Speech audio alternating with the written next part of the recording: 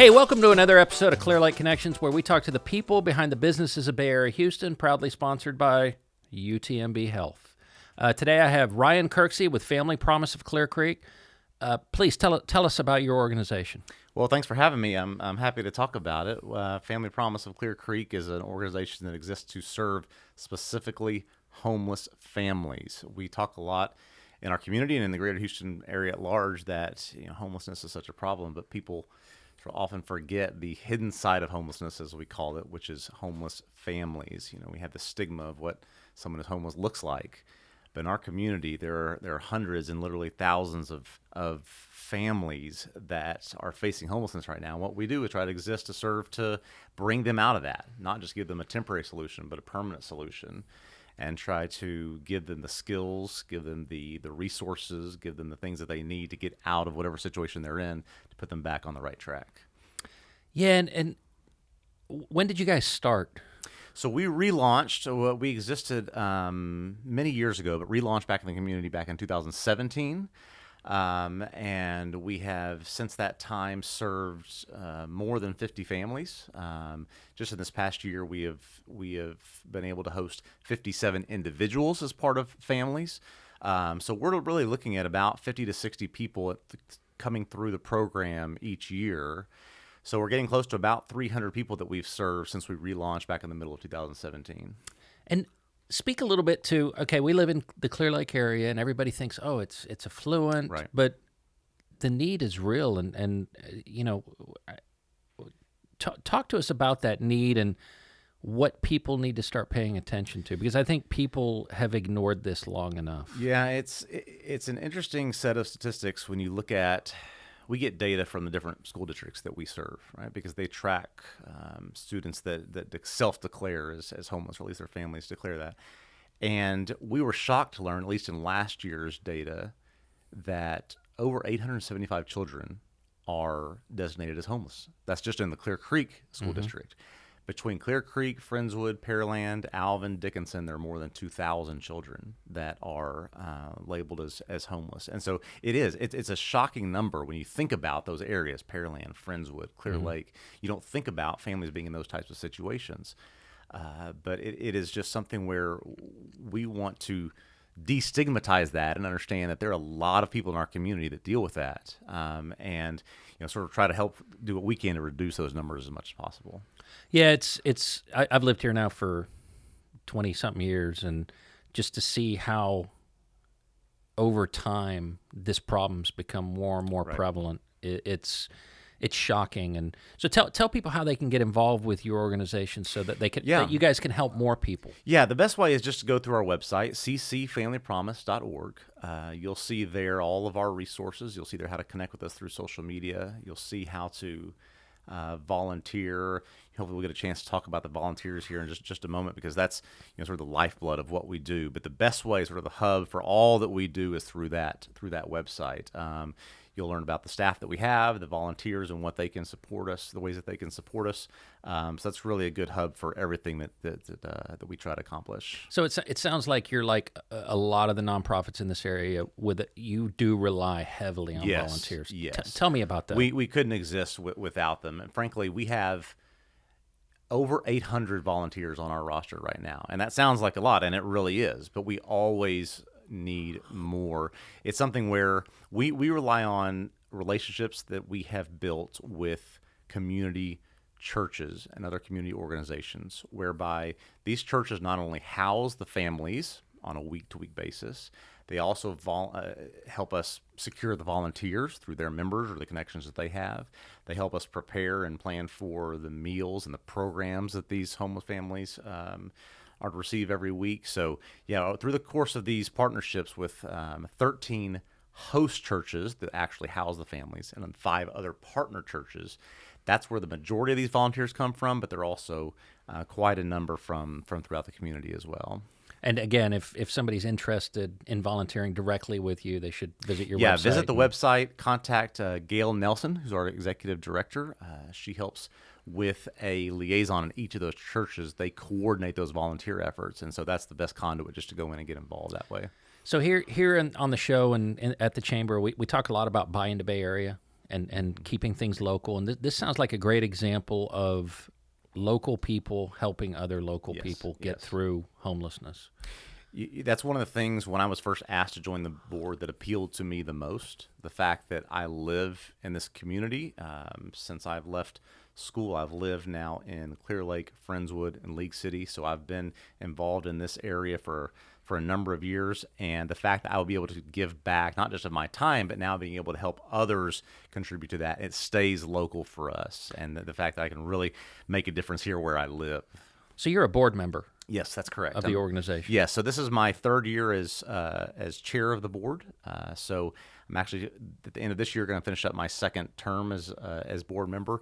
But yes, been fortunate to serve as a board member for a number of years, and now serve as an officer position, helping guide sort of the strategy and the next group forward as we move after this year, and particularly after the pandemic. So obviously you're a volunteer as well. Yes. So thank you for what you're doing. I've been in a similar position with other organizations, and it's truly a great way to give back. And the time you're putting in, I think it speaks really highly of an organization when a board member such as yourself is willing to come out and talk about the organization and not just rely on the executive director. Exactly. And one of the best policies I think that we have is that when we as board members, staff members, people that are involved with the organization, when we do volunteer, we are not permitted to share our affiliation with them. So it just becomes more of a relationship where we can get to know these families, understand where they're coming from. It doesn't become well, this is how it's going, or these are the complaints I have, right? It becomes more of let me connect with you and understand where you are. And that really makes the volunteer experience that much more enriching.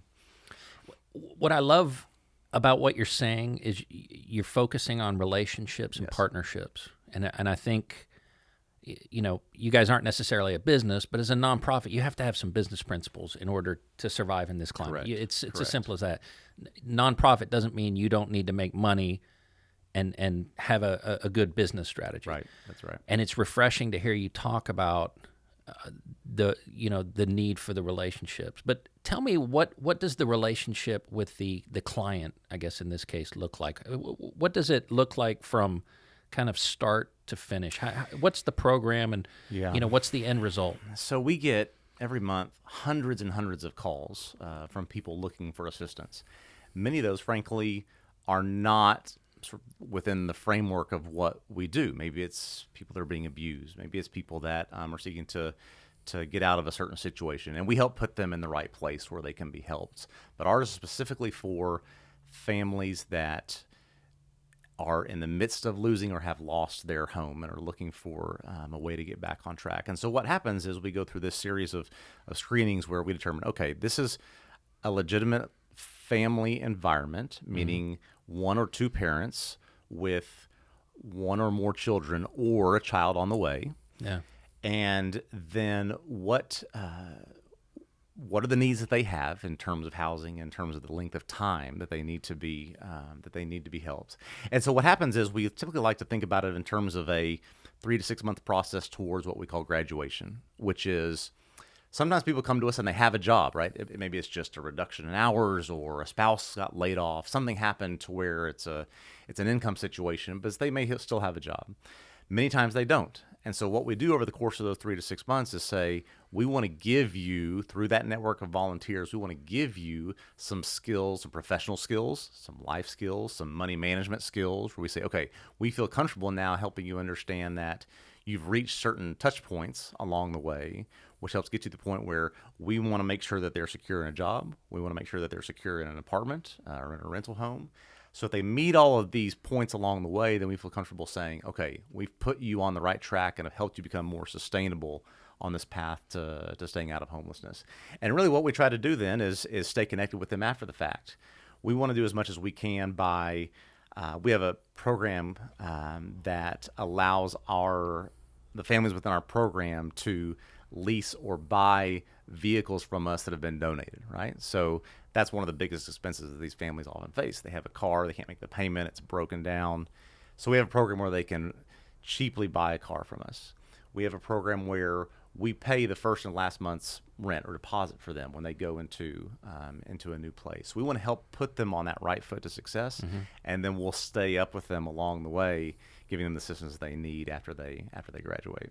Well, and I love the idea of trying to keep the family together because, kids don't get to choose parents. Correct. But if Correct. the parents are willing to put the time in and the kids can't help themselves at this point. right. So I really love your focus on the family as a unit because I think that's so critical. And it's so important for those kids. And it sounds like the focus is, it's more holistic than some other programs. It is a truly holistic program in that we're trying to support the entire family, one, and two, look at their entire set of circumstances to say, okay, you don't just need to learn how to balance a checkbook, or you don't just need to be put in a job. We want to make sure you have the complete set of skills when you leave. And then you're right, the most powerful advocates for our program have become the graduates. We do a number of community events, and they'll come back and speak. They volunteer for us. We have several that are now on committees that are part of our board. So they want to remain involved with us just as much as we want to remain involved with their lives. And so they've really been powerful allies for us. So it sounds like you've got a lot of success stories. Any one in particular that comes to mind where you're like, that's really what it's all about? One of the relationships I've developed with a graduate that was one of the first ones there after we relaunched. She moved down here from New York, just her and her very young daughter, and she was escaping a really bad home life up there. And so she came down to Texas, knew one or two people. I said, I just have to start over. I have to go somewhere where I can be safe, where I can take care of my daughter. Got here, couldn't find a job, just couldn't get her feet on the ground. And her story is just an incredible one. She was one of the first ones to come into the program. She has, in a period of just a few months, was able to graduate. She was able to find a job as a teacher going into a school year. She was able to find an apartment for her daughter. We're now members of the same church.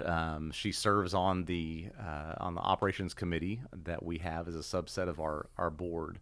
And she is just one of the most delightful, enlightening, just happy people that you'll ever meet.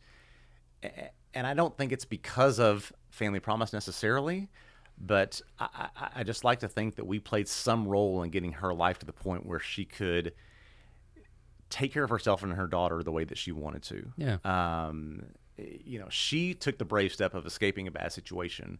We just helped get her on the right path once she was here. And it's her story is truly incredible. And she comes and speaks and is at a lot of our events from time to time. And she's been a really big advocate for us in terms of helping families understand, get past your fears, get past the emotions of I need to take this step to be a part of this. Understand that you're doing the right thing and you're going to be better off for it. Yeah, and I don't know where I heard it, but it's a hand up, not a handout. Exactly. And you guys seem to live that. I mean, that's really the premise behind it. We could give just a month's worth of shelter or a series of meals or a financial donation, but we want to help them. We often think about that hand up in terms of pulling them out of something that they've been involved in, pulling them out of a situation that maybe they couldn't get out of themselves. And that's what our volunteers are really there to do. And you talked about the rebrand and became Family Promise.